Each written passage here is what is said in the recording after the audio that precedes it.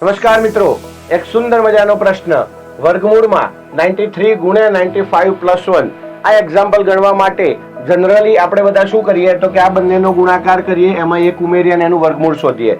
તો મિત્રો અહીંયા એક સરસ મજાની વાત છે. આ બંને નંબરો જે છે એ બંને નંબર એક ચોક્કસ સંબંધ સાથે જોડાયેલા છે. જુઓ 93 છે તો હું એવું કહી શકું કે 94 માઇનસ 1.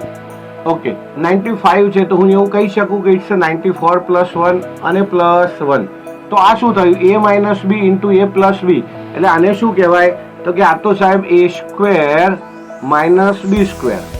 શું કહેવાય? a square minus B square plus 1. હવે એકનો વર્ગ 1 પ્લસ 1 માઇનસ 1 ઉડી ગયા તો શું વધ્યું અંદર? તો કે અંદર વધ્યા 94 નો સ્ક્વેર, વર્ગમૂળ ઉડી ગયા, જવાબ આવે 94. આવી જ સરસ મજાની ટેકનિક જાણવા માટે વિવેકાનંદ એકેડમી સાથે જોડાયેલા રહો.